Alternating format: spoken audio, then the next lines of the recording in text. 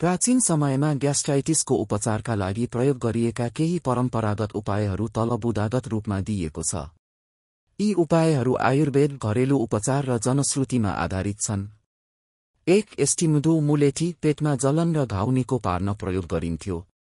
2. धनिया पानी, धनियाको बिउ उमालेर त्यसको पानी पिउनु पेटको समस्या कम गर्न सहयोगी मानिन्थ्यो। 3. अदुवा रस, अदुवाको सानो मात्रामा रस खाएर वा तातो पानीमा राखेर पिउनु ग्यासको उपचारमा प्रयोग गरिन्थ्यो। 4. गिलोय, गुर्चो, पाचन सुधार्न र आन्तरिक सुजन घटाउन प्रयोग गरिन्थ्यो। 5. एलोभेरा रस, पेट शान्त बनाउन र अम्लता कम गर्न एलोभेरा रस सिफारिस गरिन्थ्यो।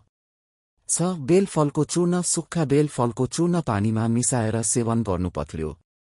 7. गाईको दूध, तातो वा काँचो, अम्लता कम गर्न र पेट शान्त पार्न प्रयोग गरिन्थ्यो। 8. चुकन्दर वा गाजरको रस, पेट सफा गर्न र ताजा राख्न। 9. बथुवा, लाटो साग, पेट सफा गर्न बथुवा पकाएर वा यसको रस सेवन गरिन्थ्यो। 10. तुलसीको पात, तुलसीको पात चपाउनु वा पानीमा उमालेर पिउनु पनि उपयोगी मानिन्थ्यो। 11. हर्रो, बर्रो र अमला, त्रिफला।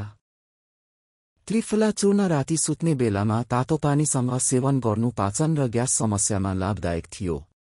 12. जिरा र सौँफ, यी मसालाहरू उमालेर वा चबाएर खानु पाचन सुधार्ने उपाय थियो। 13. मखाना, फक्सनट, सुक्खा मखाना टोक्नाले अम्लता घट्ने विश्वास थियो। 14. घिउ र मह, घिउले अम्लता कम गर्छ, महले घाउ निको पार्न मद्दत गर्छ। 15. उपवास र सात्विक भोजन, भूतपूर्व वैद्यहरू उपवास र मसला रहित हल्का भोजनलाई उपचारको रूपमा प्रयोग गर्थे। यी सबै विधि शुद्ध रूपमा परम्परागत ज्ञान र आयुर्वेदमा आधारित छन् र कुनै पनि औषधिको रूपमा प्रयोग गर्नु अघि चिकित्सक वा वैद्यको सल्लाह लिनु उपयुक्त हुन्छ।